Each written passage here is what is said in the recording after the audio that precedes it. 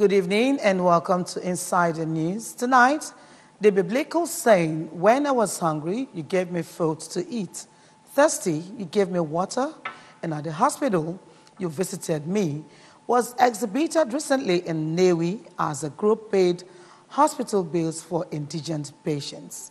And also to come your way tonight is the activities marking the funeral rites of the late Obi Okmuno Ebu of Umudim Newi, late Chief Jonathan Orizo. Please stay with us for details of the events coming up after the hard news. My name is Maureen Stone Enujoke.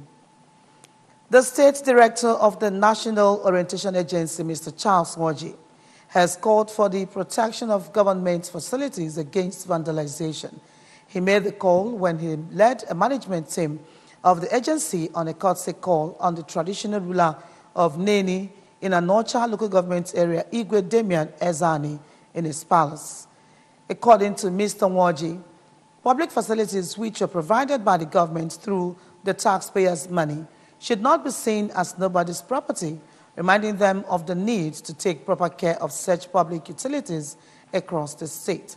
Mr. Nwoji said that the essence of the advocacy visit was aimed at intimating the traditional ruler on the forthcoming inauguration of the agency's programs on the preservation and protection of public utilities slated for Neni next week.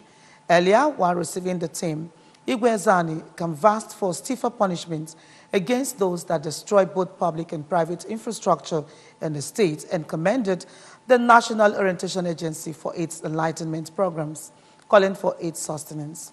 The leadership of the National Orientation Agency in the states also said the traditional Prime Minister of Neni community, Chief Anthony Enugeme, who called for a collaboration effort between security agencies and the public in safeguarding government facilities. Some suspected cultists have allegedly attacked members of vigilante group at their duty post at Umu Odibohi village in Ihala, Anambra State.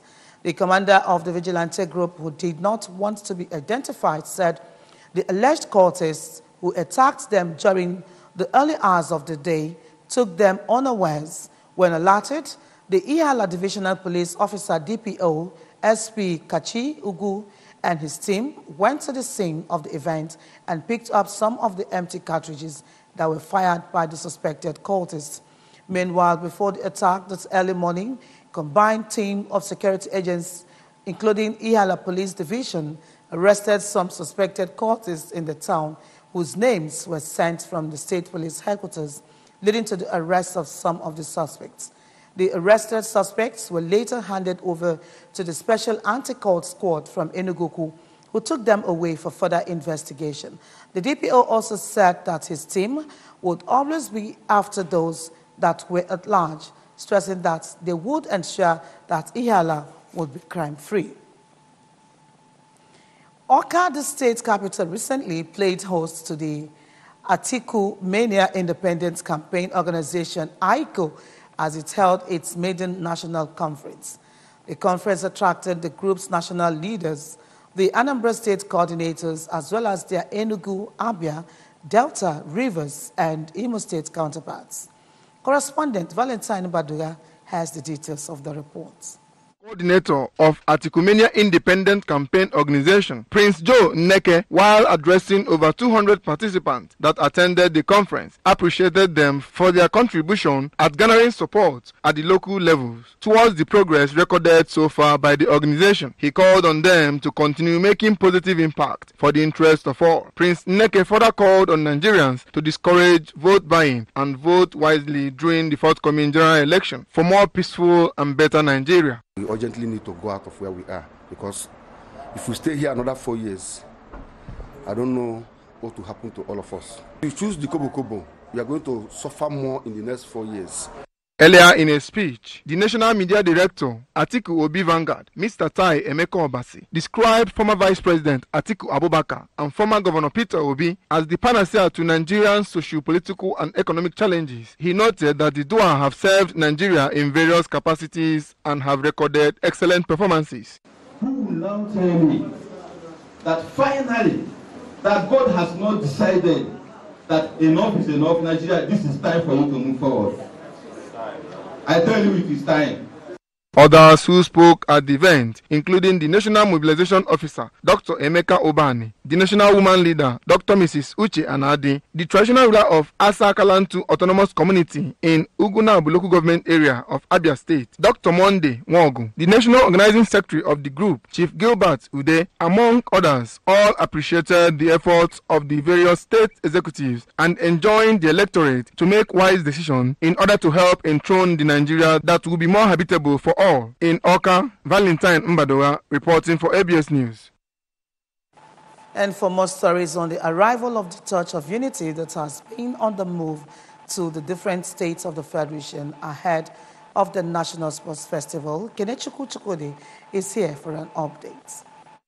The atmosphere was lighting up as Anambra State-born Olympic medalist Mary Onyali raced with a torch from Revenue House along Enugu-Onitsha Expressway to the Government House, Oka, where Governor Willie Obiano, through his deputy, Dr. Nkemu Okeke, received the torch. The chairman of Anambra State Sports Development Commission, Mr. Tony Oli, after several relay handover of the torch along the route, finally handed it over to the governor. The torch was accompanied by a contingent from the Federal Ministry of Youth and Sports Development, Abuja, including Messrs. Aide Yan Osaro and Leonard Oka, as well as Mrs. Lydia Eze and Jane Owo. The Olympic medalists Onyali and Mr. Oli, in their separate interviews, noted that sports festival is very important in the discovery of talent who will represent the country as the world stage. They agreed that passion for the game and the creation of enabling environment, especially an increased grassroots empowerment, are critical in sport development, and expressed confidence that Anambra will do well at the games.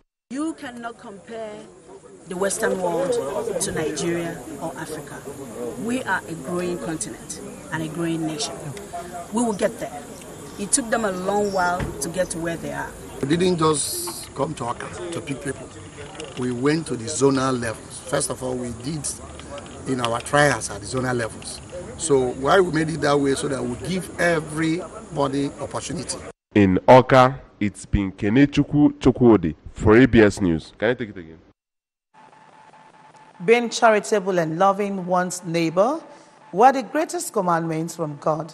And in keeping with such commandments, different groups and individuals have been engaging in works of charity. The recent gesture was from the Elite Fitness Club, Lagos State, who paid hospital bills of 8 patients at the Nnamdi Azikiwe University Teaching Hospital, Nnewi. Ngozi Bilari of Insider News captured the mood of the beneficiaries and now reports. When somebody is saved from an accident that appears fatal, when another is healed miraculously, or yet when extraordinary good things happen in people's lives, they are straight away regarded as miracles. But to some patients who are held prisoners at hospitals for not being able to pay their bills, if they eventually get such bills paid by those who they do not know from Adam, it is more miraculous than any other thing. That was the scenario at the Nnamdi Azikiwe University Teaching Hospital, Nnewi, when a club known as Elite Fitness Club, Lagos State, visited the hospital and paid the bill of 8 patients, among whom were children, the aged, and accident victims who have stayed over 6 months after being discharged. The patients were randomly picked by the benefactors simply by looking at the names given to them by the hospital management. That was why it became a festival of tears of joy as the beneficiaries shout out in joy in appreciation to God and their benefactors for coming to their rescue.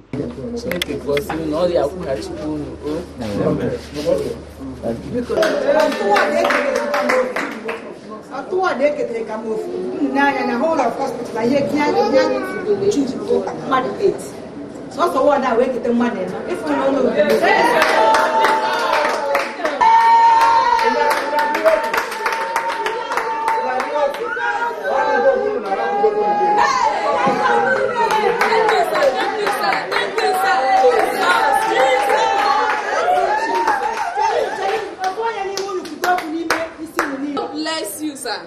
Anything, everybody need to be Hey, Jesus, my heart is full of joy. Hey, may God bless you, sir. Take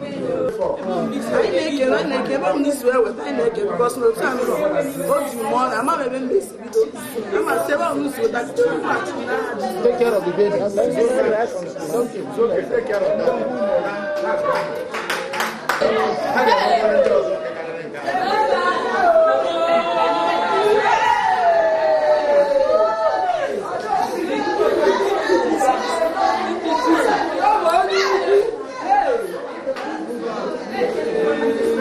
Let's hear from the president of the group what informed their decision to carry out the exercise. Club that are here today to see some sick people in the hospital. We based in Lagos. We came here to see the sick people, some patients that does not have money to pay their hospital bills, and we are here to see the management of the hospital to see if there is any way we can come in to make sure that everything's are working well. The fund from the individual effort, all the members, that's how we raise the fund. Yes, we want to touch the teaching hospital first. I know we discussed about this prison, but we cannot do everything at the same time. Well, next time it is in our plans, going to prison and to other hospitals to take care of their bills.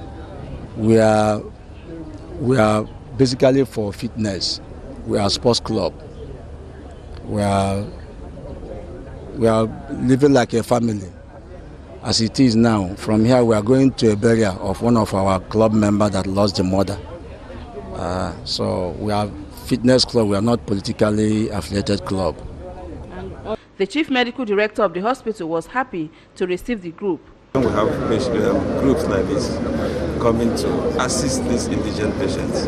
We are happy because indirectly they are also assisting us, and also they are contributing to humanity.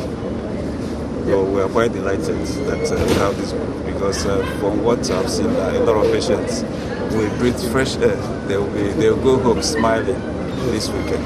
So I appreciate them, and I pray that God will replenish their pulse many times, personally and individually. People come from Lagos, from Abuja, to access services here because they are good. So compared to other hospitals, we know what the loot takes, what a lawsuit, go to lawsuit, know what it takes in Lagos. So they leave these places to come down to the east, to come down here because our services are quite, abuse are quite low. At the same time, there are people who cannot afford the means. It's not because our bills are quite low. That's due to the footsteps. No. What you have done now is what you put in. The others come.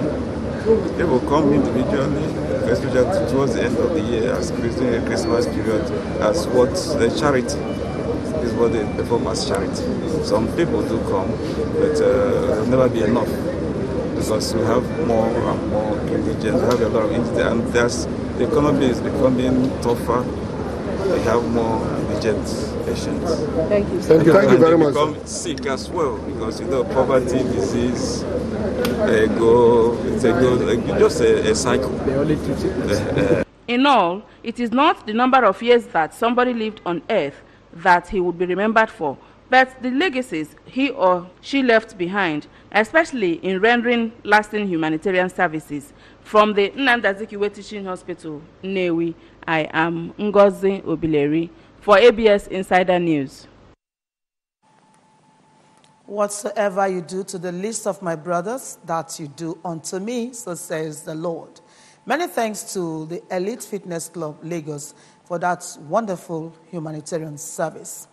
Moving on, Ogbunegbu quarters in Umudim Nnewi recently played host to many illustrious Igbo sons who gathered in their numbers to pay their last respects to the late Obi of Nnewi, who joined his ancestors to the great beyond. Queen Anibogu of Insider News was at the funeral ceremony and now reports. For everything under the earth, there is a season, a time to be born and a time to die. having lived for 80 years on earth, it is not abnormal for the late Chief Jonathan Orizu to join his ancestors. After all, the Bible said that man has 70 to live on earth. Late Chief Orizu was the Obi of Opuno Ebu quarters, Umudim, Nnewi, and Nnewi North Council area. No wonder the presence of who is who in the area who came to pay their last respect to their Obi. His final journey to eternity was celebrated in a Christian way, even when he was a custodian of culture of Opuno Ebu and had a title of Odmodu Nnewi.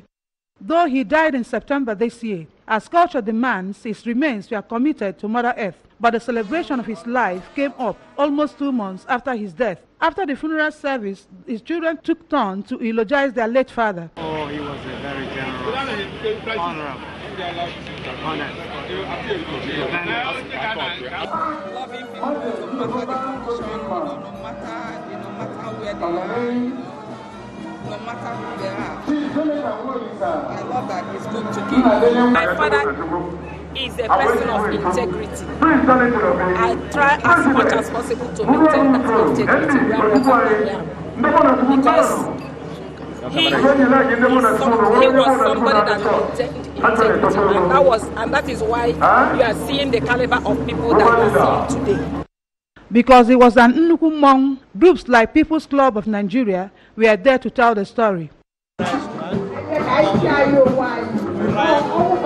Always ready to help.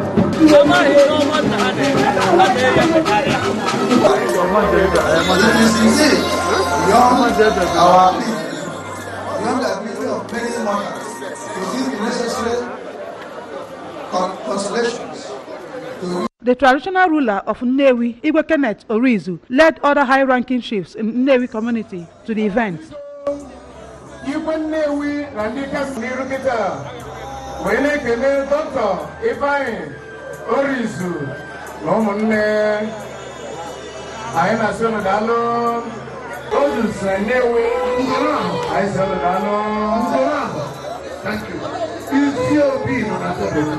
Condolence visit, as expected, featured during the burial. Thank you very much.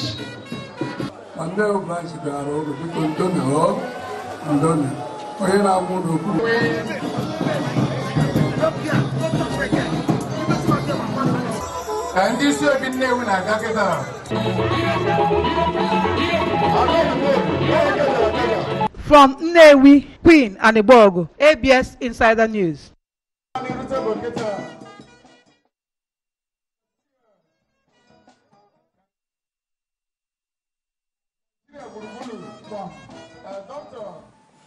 Remember that you can follow news and programs on ABS from any parts of the world by logging onto our website, www.absradiotv.com. Like us at www.facebook.com/ABS Radio Television. And follow us on Twitter and Instagram at ABS Radio TV. And that does it on Insider News for tonight. Believing you had fun. If you did, Sunday next is yet another time. See you. My name is Maureen Stone Enujeke. Good night.